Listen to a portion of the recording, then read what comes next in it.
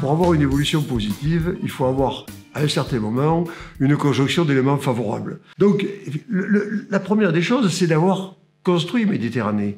Ensuite, c'est effectivement en face d'être capable d'avoir les opérateurs qui vont être capables de les vendre, hein, de trouver les cibles. Bon, ça, c'est la base. Ensuite, il faut un marché qui évolue. Le marché du rosé a évolué de manière extraordinaire.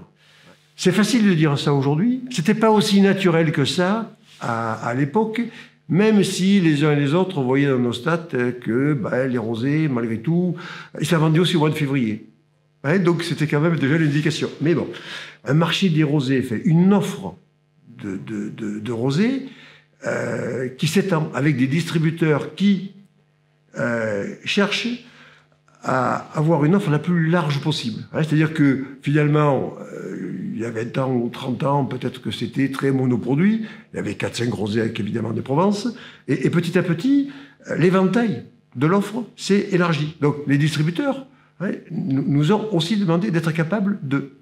Aujourd'hui, on a atteint un cap en fait, parce que Méditerranée a aujourd'hui atteint sa notoriété. Le rosé, le boom du rosé, ça y a fait beaucoup, effectivement. Et aujourd'hui, la défense du nom, aujourd'hui, nous prend et 30% de notre temps du travail de nos ODG, surtout de l'ODG Méditerranée, et le budget qui va derrière.